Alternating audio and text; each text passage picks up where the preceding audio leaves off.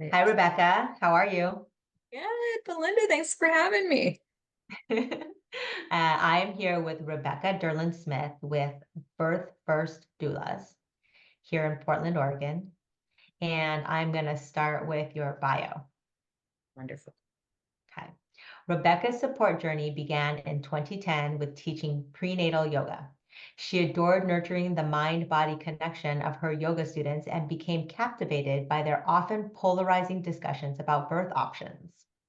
Having become a complete pregnancy and birth nerd, devouring resources on perinatal topics from the scientific to the spiritual, she leaned into the role of lay childbirth educator.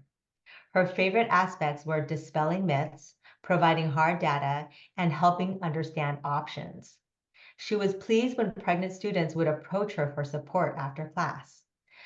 Support, she later realized, is directly aligned with the informational and emotional sides of doula care. In her early career, she primarily worked with people interested in stacking the deck in their favor for an unmedicated birth. Over the years, she has developed deep satisfaction in aiding families whose primary support goals are assistance with decision making and facilitating a nurturing environment.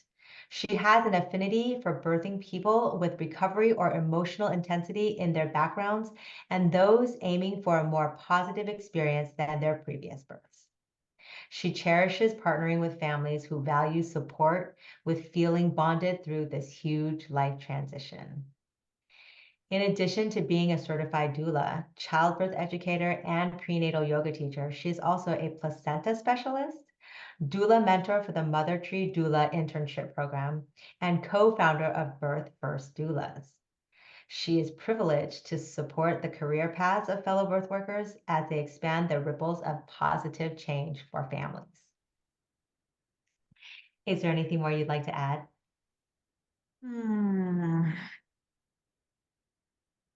The only thing I would add that might be relevant to our conversation is that my real jam in this moment, because, things evolve, everything you said, and that's more me as a birth worker, but as a leader of Birth First, part of how I got into this role was through the mentorship capacities, recognizing that doulas need doulaing too, or we deserve it as well. And so our team is very well gelled, collaborative, but really, we know that good care is going to be given to families, as we're all professionals who take this work very seriously in our careers. And we also hold each other's hearts. We see the brightest of bright and the darkest of dark in this work. It's a lot, it's intense. And so helping doulas to have sustainable paths and to stay in the game when there's so many barriers to being a birth worker, just hearing you read my bio and being like, yes, I really have been able to ebb and flow through different seasons of my own life and helping other doulas to find those spots where they can stay in birth work and be nurtured on all levels. I feel like is like one of my callings, and I love it. I love it. So I'll just throw that one in there. I love that. And that's so beautiful because everybody needs support. So I love that you are offering that to doulas, for doulas. How many doulas do you have in your collective? Yeah, we're a team of 24 at this point. So my co-founder Brooke and I were the original founders, and we had a team of there were seven of us, so five doulas and us, and we are birth doulas only. Brooke and I started off as birth doulas only, but we have brought on postpartum doulas as well to the team, and so it was a fun transition. Actually, over the past year, we added on a new department, as we're calling it, where it's like, okay, there are doulas who know way more than we do in an area that we are learning tons by the minute, but we know how to run the business and nurture the doulas and the families. And so, yeah, so now we're a big team, and we all work collaboratively when people do birth work and postpartum work. Then often doulas are sharing notes and wrapping around families in that way. Beautiful. That's so beautiful. You Yeah. get kind of get like the all around care when you're wanting to have a child and you step into birth first doulas. Yeah. We also have an education center. Birth First Education Center. So people who want to take classes or have other support, we have support groups and things like that too. So yes, we really all about smoothing out the wrinkles of this huge life transition. First baby, fifth baby. It's still a huge life transition every time. Right, right. Every birth is different. Yes, yes, exactly. All right. So in our initial conversation, I very strongly stated that I believe in home births. Right. I was like, home births are there, and that's it. And even free birthing, because that's what I've been looking into too. And I think that's beautiful. And you were quick to let me know that birth first doula, and probably your personal belief as a doula, as your work, is to provide the mother with all the information for a safe birth. And a lot of that has to do with where they feel most comfortable. And that could very well be in a hospital. And I very much appreciate your perspective because that is so true. You know, a lot of people feel comfortable, more safe in a hospital. And so, of course, like, thank goodness there's people like you and your team that support safety for a mother no matter where she's at. Yeah. Um, Yeah. yeah. And I loved the humility that you had. I'll reflect also that you said that was eye-opening and that was new information. And I think it often goes the opposite direction where people are, more in the mainstream Western medicine culture, and then they learn that home birth, et cetera, is an option. It's like, well, this is a thing, and there's a lot of learning to do on is it right for me or not. We really believe safety is often, so it's physical, mental, and emotional, and spiritual if that's your jam. We don't push it on anybody, but it's available for people who want to go there. And on the physical level, medical providers' jobs are to keep everybody physically safe. In the hospital, they actually have a really big job keeping two patients physically safe. And so the way our structure is set up is to focus on really the baby first, mom second.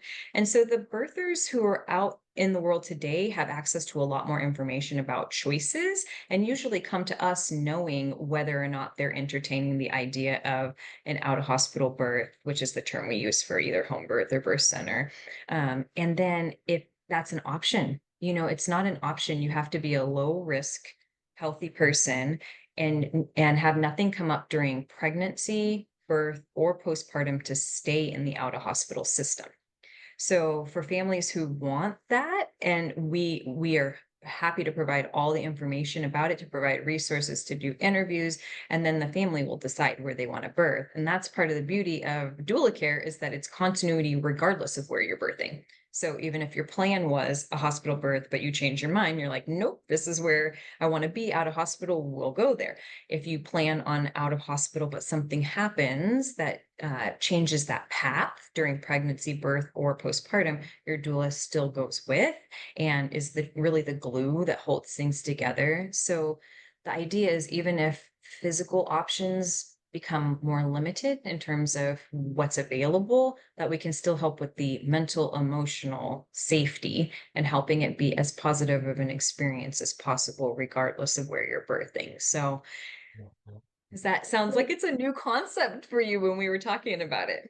Well, yeah, just because I had a hospital birth and I didn't need to have one. I could have had a home birth had I known that was an option because I see how beautiful it is.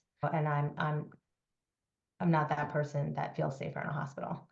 So, for me, I would have appreciated that. Now, my question when you're talking about, hospital birth and home birth, you're a doula. And so if somebody came to you and they wanted a home birth, an out of hospital birth, would you then need to refer them to a midwife?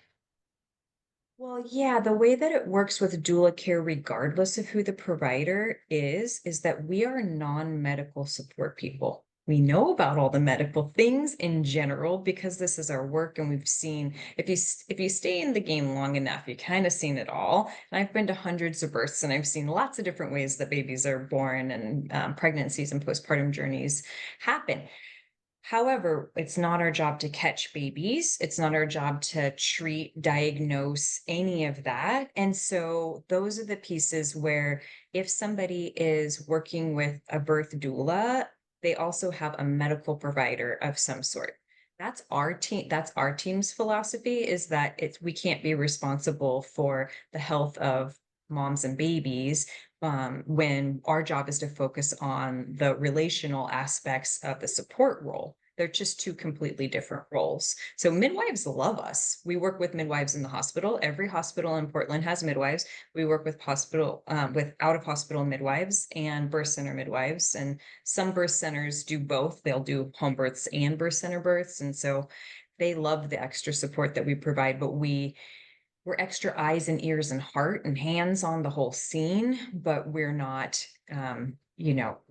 legally supposed to be doing anything that's going to be treating or diagnosing. Does that make sense? Totally, Yeah. absolutely. So, when you talk about, if people start off in a hospital, deciding that they want to have a hospital birth, but then partially through basically decide like, oh, I don't want to have a hospital birth now. I want to have an out of hospital birth. How common has that happened? And how easy is that to just sort of change your mind and just basically, tell the doctor that you've been saying, oh, never mind. I don't want to have a birth in a hospital. I'm going to seek out a midwife. I'm going to do it at home. Well, I mean, to be fair, you don't have to tell your doctor anything. You just transfer your care, but you don't have to ask permission. It's your choice. But the first step, and this is how I would advocate as a doula, is to say, let's get all the information. Like, what are your whys? Like, what is it about out of hospital birth that's attractive to you? And because let me tell you, in COVID times, when people are like, I just don't want to be in the hospital because I'm scared of COVID, it's like, do you understand that out of hospital means there's no epidural? No, I didn't understand that. Well, then it's not the right place for you. If that's your plan to use medication, it doesn't exist. I mean, people just didn't always have the information. They think sometimes that birth centers mean it's just a different location, but it's like a hospital. It's not. It's a home birth in a facility. Like, there's no extra tools or anything like that. Extra staff. But um how common is it?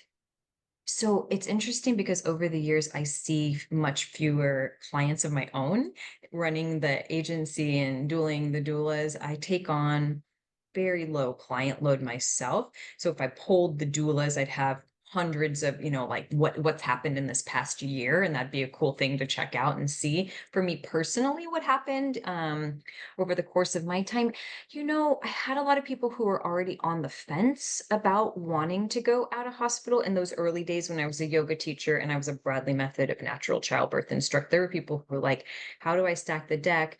I'm healthy. Well, I just don't want to go where the candy is if I'm not planning on eating it, And so that's how they were looking at the hospital. So we'd weigh up, well, those all seem like valid reasons. Are you willing to do the work to fully release to the process in a way that's going to help you stay home? Are you invested in the types of tools that we can put in your toolbox so that you don't opt to go to the hospital? Because it's a reality. Sometimes people choose out of hospital births and they're like, ooh, I didn't know myself the way I thought I did. I actually don't want this. I want to go get an epidural. And so, we talk about all of those sorts of things to make sure that people want to make the investment. And then they get to interview some doulas, interview some midwives. The way Midwife. that it works here in Portland is that there's naturopathic midwife physicians. There are licensed midwives. There are certified nurse midwives. So if you're going birth center or home birth, there will be different options. And we are very fortunate to have 4 different facilities if you're going to a birth center and dozens of home birth midwives. And so in terms of a referral, there's not like the one person.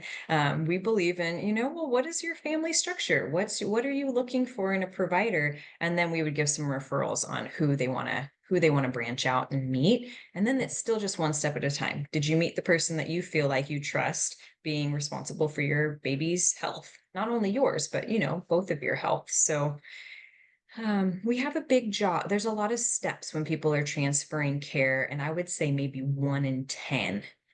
Which is pretty high, actually, statistically speaking. And then there were people who transferred care and then weren't able to keep it because they risked out, is the term, of not being able to stay in midwifery care because something came up where they needed actual medical attention in a hospital setting. Interesting. Mhm. I would love for you to share how You advocate for parents within the system. Within the hospital system? Yeah. Well, advocacy is just a part of the doula job.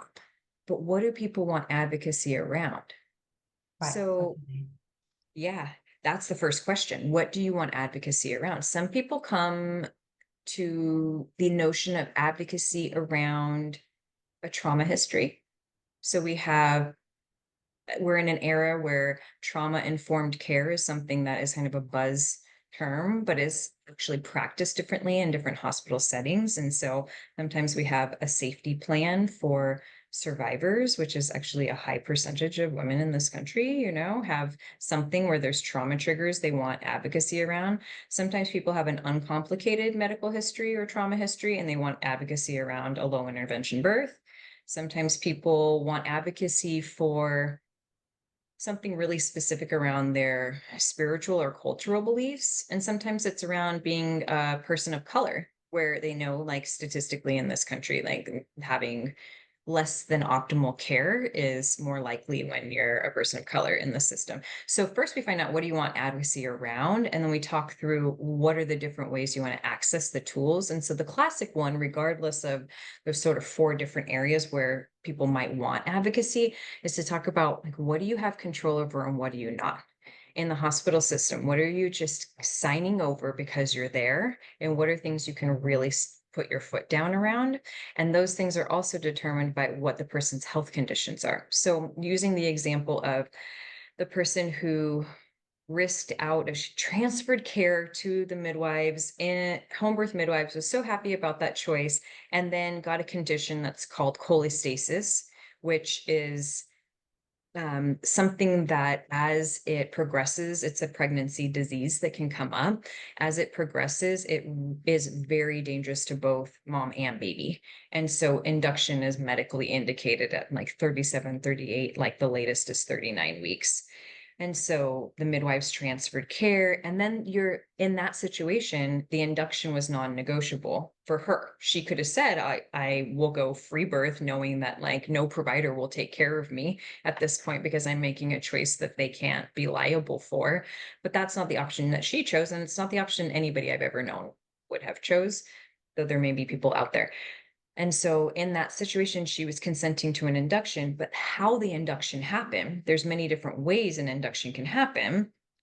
Those are the kinds of things we talk about. So in doula care, we call it anticipatory guidance. What do you have control over? What do you not? Let's talk about what's going to help you feel like you are an active participant in your care, like you too, because we mostly work with partnered people, but some people are solo individuals and have maybe another family member or loved one with them.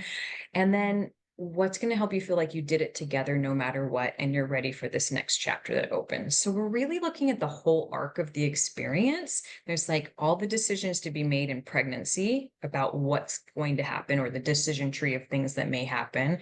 There's the birth experience itself, the actual like what hand are you dealt, and the doula being in the room. Advocacy looks like slowing down the conversation. Providers come in and have an idea about something that comes next. It's like, is that, what do you understand what that is? Making sure that the patient in their mind, client in our mind, knows what the benefits. This is a basic doula thing. The brain acronym benefits are. I'm suggesting that we start the induction this way. Great. What's the benefit of that over this other way we could start it? What are the risks of those things? Right. So you have those Yeah, conversations with them so yeah, that they're, and real maybe time. with people saying, oh, there's a benefit to induction because blah, blah, blah. And then you're going to step in and say, pause, because there's also benefits to not inducing. And these are the benefits. And so Yeah, then what they are the understand that, alternatives? right. Yes. What are the Mm-hmm. benefits, risks, alternatives? And we create space for the intuition. What Mm-hmm. does your intuition say? Nobody else's job is to hold that space except for doulas. Out of hospital midwives often do. Sometimes in the hospital, midwives can. Sometimes nurses can. But then the N of the brain acronym is like, what if we do nothing? What if we need time to decide? What if, is this something that's necessary? What comes next? N stands for all those things. Like, if we do this, then what comes next? What options are off the table if we do this? That's That sort really of, so smart. that's the doula role, to just really slow things down. If something's an emergency, we're not talking about it. It's like there are truly emergent things that can happen, They're more outliers. In the situation of having choice, we want to make sure it's an informed choice. That's the idea with advocacy, to feel like your things aren't just happening to you, you don't understand, you don't know what your options are. And so that's what brings down trauma. It really does. Even if there's hard choices, that they were ones that were with full consent. Right. I think that's so helpful because, I mean, if you're in a pregnant state and people are talking at you, and in the, hospital system, they have an idea of what they think is best for you. And if you don't have a doula next to you and you're sort of trying to make decisions out of fear, a lot of times, because obviously when you're giving birth, you're in fear, right? It's hard to make those decisions. So it's nice to have somebody that can help you pause and help you look at all the options. Yeah, yeah. And if partners are involved, it's a whole family journey. So the birthing person's having their experience, the baby's having their experience, a partner is having their experience, and then they're having this shared family experience of it all. And so the doula role is also really unique in that we are truly the one person that works for the family and not for the medical providers, not for the hospital, not for the midwives, but we are like the glue that's bringing everybody together. That's the idea. And so partners often have nobody who's attending to, like, how is this sitting for you? Do you understand everything? Do you know what's happening? Do you feel like you're being attended to? Do you need to sit down and drink some juice because you look really pale? Nurses can often help with that in the hospitals. But if there's something just, urgently happening, that's not the top priority, basically. Yeah. Yeah, that's really helpful. Okay, also in our conversation, you mentioned that when you first attended a hospital birth, there were Mhm. several things that stood out to you that could be done better, so to say, to support the child and mother in the birthing process. Can you share some of those things? Yeah. Well, my experience was really long ago too. So it was, 14 years ago at this point. It was in the Bay Area where I started my practice. I've been here for over 8 years now. Um, it's less of an uphill battle in the Portland metro area, I will say, than many places in the country. Um,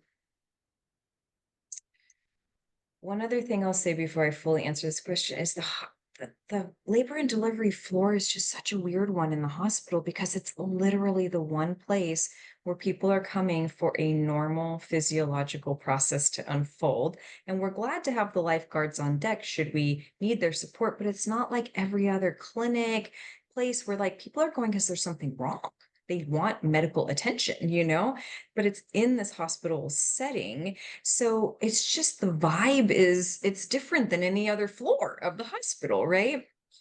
And for me, my story, and I don't share this often, but I will here, even though this is going to be public, and I usually don't tell people about this. But my experience with birthing was kind of the opposite of yours. I had home births with my kids, and I originally started in the hospital system and decided it wasn't for me for a variety of reasons. But it was at that same point where I was weighing it all up that I started teaching yoga, and part of prenatal yoga is sitting around and talking in a circle about, like, what's up for you and what are you weighing up, and how polarizing it was that there's one right way to do it. And if you go this route, you're going to get this outcome. If you go this route, you're going to get this out. It's like, no, having a hospital birth actually doesn't mean you're going to have a traumatic experience. It full stop. It means there might be some more protections to put in place for each individual. And to have a home birth does not mean that you're going to have all sunshine and rainbows. And I'll just real quick, this is the reason I'm sharing this personal experience, is that I had a very uncomplicated pregnancy and birth with my first child. And now I know I have more and more gratitude all the time that I did not have complications that came up that risked me out, that just made postpartum hard, all of that. I'm huge privilege for that. So we thought, second time around, well, we're not going to pay for a doula this time because, we know what we're doing. I'm already a birth worker now. Like, if we're just, my husband knows what to do. We have the same midwives. It's only going to be faster. What's the point, right? I'll just have my friend. Well, my friend isn't a professional who's used to answering her phone in the middle of the night. So she was not available for me. And we had a plan, it was going to be this. And my poor husband, everything the first time that I wanted him to do, which my doula showed him what to do, he had practiced a lot through our classes and whatnot, but gave a lot of guidance. I didn't want any of that. the baby was in a different position. It was everything felt different. And I was just like, no, don't stop. Oh. And I said, get Shauna Oh, over here. And he's like, the hell is Shauna? And she's my friend. She said, if I need anything, just get her over. And I call her my angel doula. And she emotionally turned that around. She just told him, stand here, come close, and like some cues, just a basic cues. I'm like, I just needed to feel his support and connection. And after all of it, I was slightly traumatized from the experience. We got the opportunity to go to couples counseling and like really work through, like, I didn't feel supported like I did the first time. So on paper, everything looked the same, but absent the support role, it felt very, very different. And so mhm. that is really what sold for me, that like a doula is for anybody who wants the extra support, who wants some relationship insurance, all that. Okay, so putting those things to the side, that was my experience. And then my first doula client was kind of a friend of a friend. And I was on maternity leave with my second. I've been teaching classes, but I didn't have one running. And I said, I'll do a private class for you. Come over. I'm just gonna be nursing my baby and hanging out. And so we shared a lot of information, and she said, what do you think about doulas? I said, I've been having people ask me to be a doula, and I think I'm ready, but I need to bring the breast pump, if I go. And she said, yeah, yes, I want you to be my doula. Like, okay, let's do this. So coming into her, she knew I hadn't been to a hospital birth. She knew this was my first time. And so I was very free. And I tell all of the doulas I mentor now, just be very free. Your first hospital birth, your first birth, just say, this is my first time doing it. There's going to be things I don't know. And I just sucked up to those nurses. I was like, everything, show me everything. And they were so kind and really showed me like how the different machines work. Okay, so then I'm finally getting to answering your question, which is, I feel like giving all the information those nurses so kindly gave me about this is the why and this is the what and this is what's coming next is the crux of the informational support we give as doulas, is just having a basic understanding of the process. And that's what I put into prenatal visits with my doula clients is, okay, so here's the admitting procedure for your hospital, which might look a little differently than the hospital down the road. So we get ready for it. And so that's what I felt like real time as I saw, oh, there's another thing coming. You haven't said what it is yet, but I see you're doing something. So I would just ask the question. So I see some things are getting set up. What's coming next? And those are the kinds of things that many providers do a lot better here and do a lot better, I think, over time, as families have asked for like just more information, is just explaining what's coming next, asking for consent before touching, asking for what's going to help this be special for them, that it's just it's a day at work for people, who are in hospital settings, and most do love the work and are so there because they love supporting families. But I think bringing the joy and like keeping in mind that like this baby's only going to be birthed this one time, this family's only going to go through this transition this one time. Those are all the pieces where we as doulas get to fill a gap that I think enough providers have seen us fill over time, that it's changed the culture.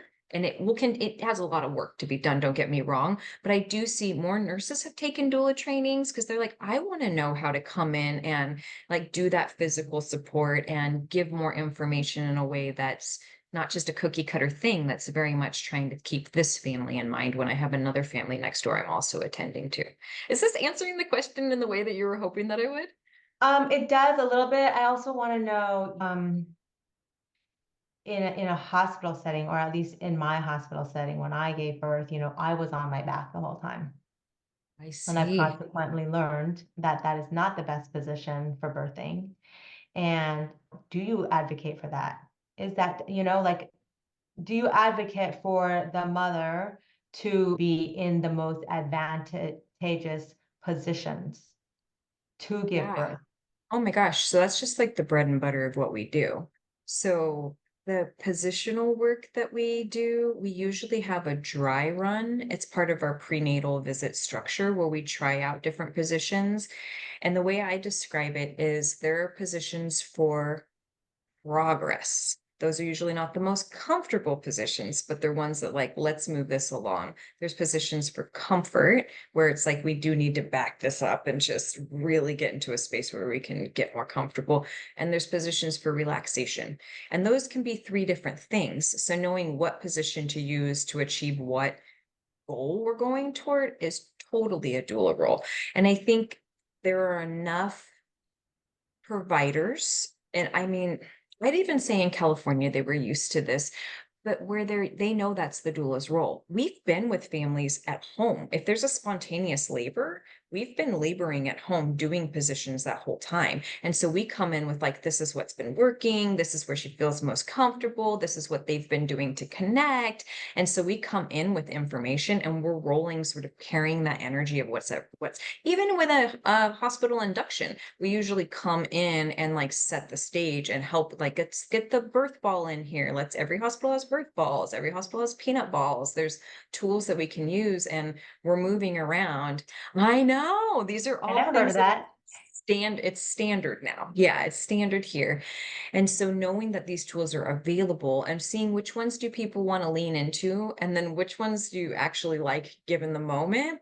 Yeah, that's absolutely something we do. I mean, on the back, I mean, physiologically speaking, with pushing, there are actually times where being on the back has a certain advantage, but there should be things changed up over time, and we're looking for like, what position are you more powerful in, and what position are you making the most progress in, and what positions can babies tolerate.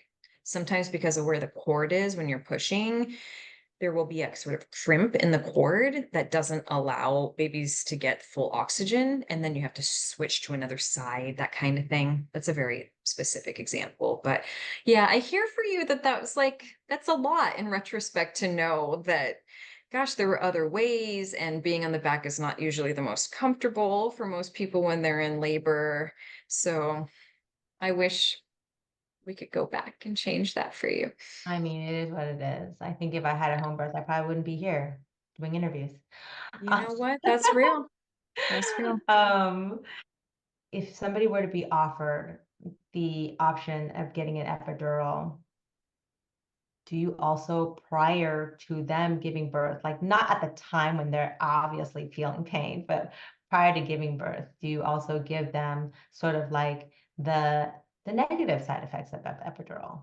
Like why you wouldn't do epidural, or do you not do that because you don't want to scare people, or Oh, no, we need all the information. So regardless if somebody's planning for a fully unmedicated birth, they want to not have any type of medication if possible, or if they're planning to have medication, they say, I know I want an epidural for a variety of reasons. We still get our families ready for everything. So this is my prenatal structure, and many doulas do something similar, is to have one visit that's the fully informational visit, and one visit that's the dry run, like, let's try all these things out and talk about visualizations and breathing and lots of different coping strategies, right? But the informational side, we dive into interventions and talk about what are they? What are all of them? What's opening the bag of waters look like? It's non-pharmaceutical, but it's an intervention. Could it be this thing that keeps you on track for a vaginal birth, if that's a high level goal? So we start with like, what's your goal? And then we talk through the interventions. Usually people know a little bit about why they want or don't want something, because sometimes they know nothing. And so it is our job to give them information about, here are the risks, here are the benefits. And to know, so for example, with an epidural, the way I described it is, it's a package deal. Yes, we think of the catheter that's in the epidural space, but it actually has a set of things that come with it that are non-negotiable parts of the package. And it's the only one of the three pain meds that are offered in this area that there's no going back. Once you get an epidural, it's just in for the duration, unless there's kind of an outlier situation, right? So those are the things we don't want to be learning this in the moment. We want to have information about, like, if I make that choice, I want to feel like I'm making the right choice. Or do I want to start, if I'm open to pain meds, do I want to start with one of the other two options instead? And then we talk about the risks and benefits of those. Yeah, I think the families, for me, who have their claws in a birth plan are very part of my work becomes like, how can we have some open-handed flexibility around like, what if you plan on medication, but it's not available to you because things go too fast? Is that going to Yeah. be a trauma for you? How can we help smooth that? What if you plan not to have an epidural and you have a 4-day labor and you're exhausted and you're tolerating the intensity just fine, but you really need to sleep? Let's just talk about those things. And some people are like, la, la, la, eyes on the prize. But even with a home birth, I feel like if we don't talk about what transfer looks like, it can be traumatic in the moment to not know that these are the ways that it can happen. And these are the ways that we can support it if it does. So it doesn't, we can reduce the trauma. Yeah. Great. Mhm. And can you share a little bit about how you support the partners before, during, and after birth? Sure. Well, ideally, partners are part of the interview process. So they're weighing in on the doula choice. And for me, I have this honored role as the matchmaker at Birth First. And so I set the stage right away about how we are that one person who works for the whole family. And partners, we tend to have partners who are really kind and like whatever they want, whatever my person wants. It's like, okay, but just gonna say right now that like the doula is there for you too. And it can seem very nebulous when we're talking about it in the interview, the matchmaking. But once we get down to the prenatal visits and we're talking about like here are all these choices to be made, starting from spontaneous labor at home, and they're like, calling the hospital saying, like, I think this and that. Okay, well, if you have these worrisome signs, come in. And if you get to this point with your labor pattern, come in, but otherwise have fun on your own, laboring at home for however long it takes. When the doula comes and they've been up for hours in the night, the partner needs to eat something, take a shower, you name it. Some of the best testimonials have been from dads that I've worked with who tell their friends, like, when I told her I was going to go take a quick, she said, I could really go take a quick nap and a shower, get coffee, use the restroom, all those things. And she tapped me on the shoulder in the nap and said, okay, it's time to head out now. Like, that was a game changer because I'm going to go home and sleep. You're going to go home with a baby. Like, Yeah. being able to make sure that partners have some resources on the other side. And if it's a standard sort of, first time of birth experience where it takes some hours and hours, then knowing when to take breaks during the process, where the coming and going, like this is a good moment. She's just getting sprayed down by me in the shower and with her eyes, but she doesn't care who's doing that right now. You go eat. I'm a very Mm. direct communicator in that way. And so that's part of the matchmaking too. Some people don't want that. I've been also told, like, please don't tell me what to do. Here's how you can. So, like, another doula is probably better for you. Let me match you with somebody else instead. But I love working with partners who want an assistant for them too, because it can be relationship insurance. It genuinely Yeah. can be. Yeah, Yeah. and it could really beautify the birth experience for the partner because now they know where to contribute, and Yeah, also feel held. yes. They have a role that nobody else does. I mean, the Yeah. love factor is unlike any other. Nobody can replace that. And so I pour that on thick that I'm like, this is not, there's no such thing as replacing your role. It just doesn't exist. How can we bolster it up so you feel like "Ah, we did that together. We're ready for the next chapter." And if we're welcoming a second or third or fourth baby, things are going to be different. And often moms are like, I want to make sure my other little ones are attended to. And so the partner role can be more dipping in and out. It just can look different depending on the situation, but with the same goal that everybody feels held and connected.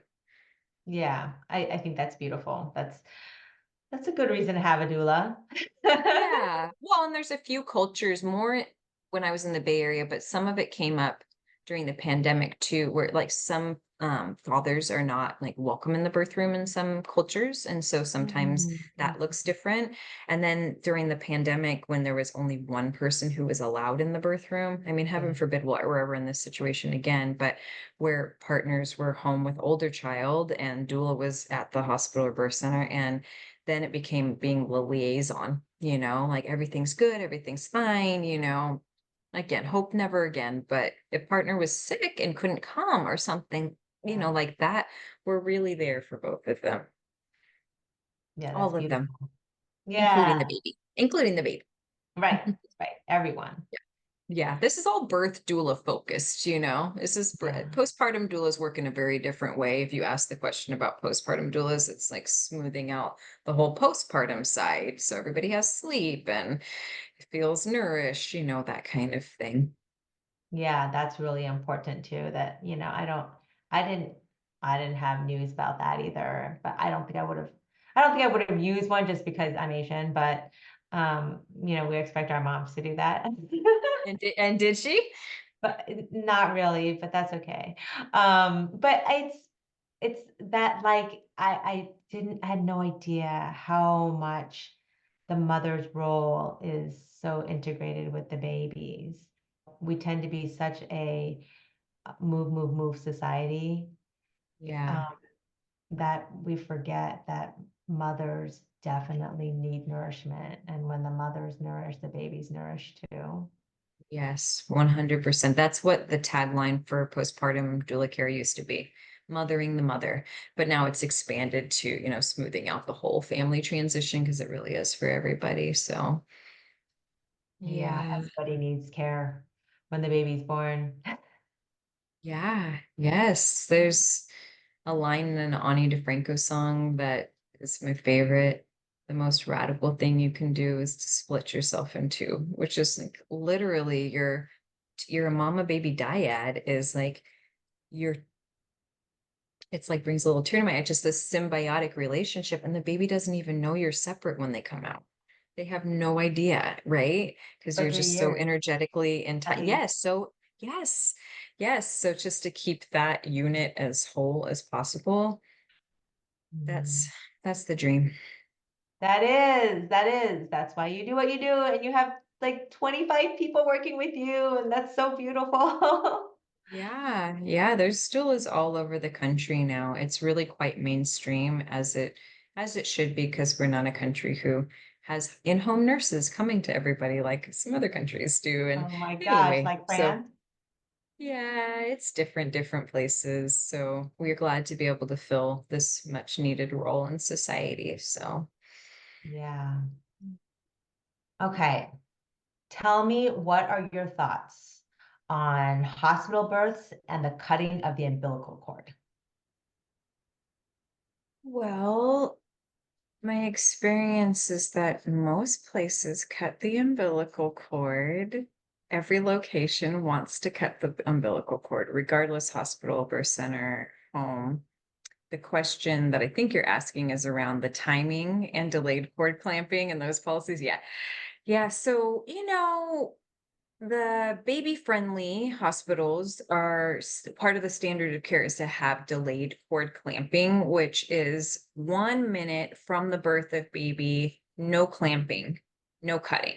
So even before the cutting is the clamping. Then the clamping is when the blood supply from the placenta is actually stopped to baby. So it's not only no cutting, it's no clamping for 1 minute. And the studies have shown that it's about 80% of the total blood volume of babies that are transferred in that 1 minute time. And so, if you want longer, anything that you want in a hospital setting that's against the standard of care, that's just something different than what they normally do, that's part of the advocacy efforts. And so, parents just need to know that, like, in my hospital, standard 1 minute, we'll let it delay and you can feel the cord when cords are still pulsing. There's an actual pulse in the cord. So that's something I offer families is like, do you want to actually feel the cord to make sure it's time that you're ready and want to? Cords vary so much in between length and thickness, so it can actually take some a little bit longer. And then, we're in that privileged place that I've mentioned in Portland where every family, every hospital is a baby friendly hospital. So other areas of the country don't have so many baby friendly hospitals where you can assume that that's going to be the case. So if you were to go in to give birth, one of the questions you might want to ask your doctor is whether or not they can delay the cord clamping.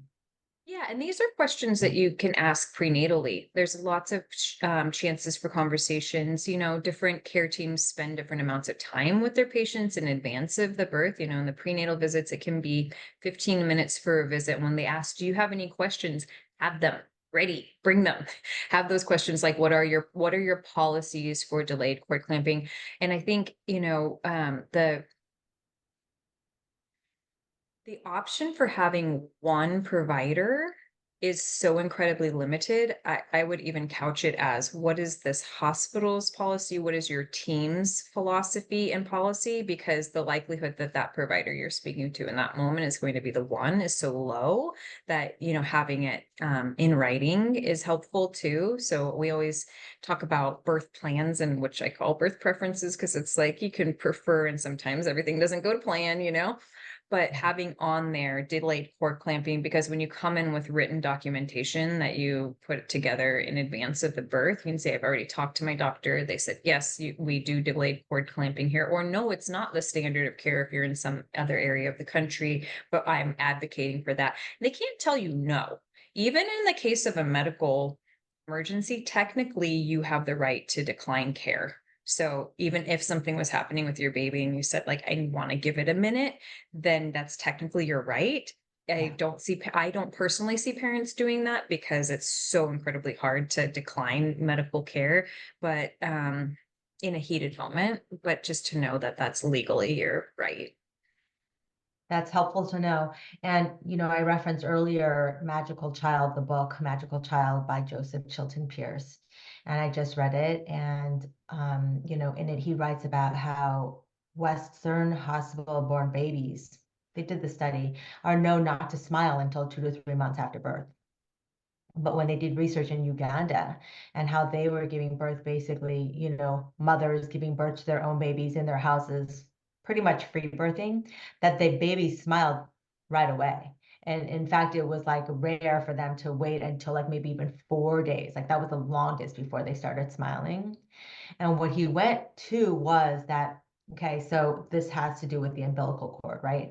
Oxygen is originally supplied to the baby by the mother's body through the placenta and umbilical cord to the baby's own lungs. So at Yes. birth, the baby's lungs need about 5 minutes to begin Mhm. functioning and establish a sufficient regularity.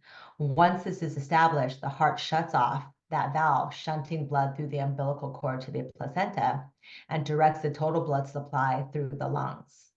The Oh, placenta cool. contains some 30% of the infant's blood and oxygen Yeah. supply reserved to cover this transition. So when Yeah. you're saying like clamping at 1 minute, why can't they clamp at 5 minutes? Because, You can add you people do all the time. And this is the teaser that we give of like what do you have control over parents is just here, we're going to want to wait and feel the pulse for ourselves and decide. The 1 minute is the standard of care. It means what they're going to do unless you say otherwise. This is an only at a advancement. baby-friendly hospital. Yeah, yes, yes, yes, yes, which the old school ways and are still happening all over the country. They just clamp and cut right away. So they don't get any of that, the one Right. cup, a third of the baby's total blood volume, this 30% you're talking about, that's one entire cup of blood. And you can see the difference if you see there's the pictures probably in that book, because I've seen them in other documentation, where the babies who have their blood supply and they're pinked up and the babies who don't are more pale. And there can be other reasons, other variables for that. But yeah, there are lots of people who don't clamp for 5 minutes. Lots of people who are just like, give us space, let's be undisturbed for that amount of time. And it is easier to advocate for in an already baby friendly hospital. My early days in the work when I was in California, there was a lot of conflict, it almost felt like, with asking for something that was outside the standard of care. I don't get that as much here. And there's certainly more providers. There's lots of providers here who even work in multiple settings. There are some midwives at some hospitals that work in birth centers and in the hospital. There's one home birth midwife team who has privileges in a hospital where they can, if their patient has to transfer care, they can still catch the baby there. So we have a mix of things here, but there's even things, as far out as like lotus birth and, the in hospital settings, people have achieved that. If that's your goal to not clamp or cut at all, that's totally your right. That's good. It's so helpful to know what our rights are and actually know what's useful, right? Because when I had my baby, I never did any research. I didn't ask anyone, and I just kind of assumed. And, when my baby was born, I'm pretty sure they probably clamped right away and cut, and they never even put the baby on my body, Yeah, which so I feel just like ah, that's, like if I had a doula, the doula would have yes. said, "Oh, you probably want the baby on your body at some point, right? Like right after birth. That's really Yeah. beautiful, what nature intended." Mhm. And so these things, it's good to know to have a Yeah. doula that can hold Yeah. your hand. Yeah, it's good to talk through all the options, and it can be also part of on the other side when people don't get exactly what they want, like they know that their baby needed some help, they consent to it, and the clamping happens even before the minute. That was a choice that they made and felt right to them, and they were able to actively decide. Then another like personal story, since I already told you guys one earlier. This was with my first birth experience with my baby at home with my midwives who I really loved and trusted. And this is how cords are very different depending on baby to baby. I was in a position where the baby could not come right. I was like on my like kneeling. The baby couldn't be put on my chest because I wasn't in that position. And so I was like, give me my baby, and they said, hold on, let me put him through your legs and everything. His cord was so incredibly short, he only came up to my belly button. And I couldn't get Oh, him to my chest. And it had been over a minute for sure. And they said, we could give you more time with the cord, or do you? And I was like, cut it, give me my baby, So yeah. there was Yeah. it wasn't in my mind at all to be like 2 minutes, 5 minutes. I trusted my Right. midwives that like the cord was done, had done its majority of its work. And I just wanted my baby. So it can look different ways depending on, and I've seen that with other people too, who try to bring their baby up, but the cord's too short. And we're all, Right. oh, give it a second, because if the placenta is still attached, that can be Yes. very, very painful. So and problematic. But yeah, there's quite a variety of ways that these things go. I really think of doula care as like an insurance policy for anything that comes up in the pregnancy, Yeah. in the birth, and in the early postpartum, because we can prepare and like stack the deck, but we don't know what hand you're going to be dealt. And so we are really able to intuit as the cards are being dealt, like what's the next play? What's the next move? And then we get to process it all on the other side together, because it's wild. Regardless of what you get, it's going to be wild. There's a whole human that was inside of you that's on the outside now. I mean, it is every child is a magical child in my book. It's just, Yes. the more things you get that you want, of course, the better. It's through doing this work, having these conversations, getting information out there, that we get to move the needle bit by bit, that people have more options, know more. It just becomes mainstream to know, like, of course, it's my body, it's going to be my way, that will be by the time our kids, if they have kids, are in that space. Hopefully, everybody just feels like there's not one right way to do anything. What's my way? And they get to figure it out, instead of being told and having one option presented. Yeah. Yeah. Yes. Thank you for doing this work. I love being able to connect in this way with you, and I'm hoping that other people are given information that will help them have a smoother experience. Yeah. Thank you. Mm. Thank you so much for your time, Rebecca. Thank you for having me. It was lovely to get to chat about all of these things. Great questions, great reflections on your part. It was a lovely experience. Yeah. Yeah. Did you have anything else you wanted to add? Gosh, I mean,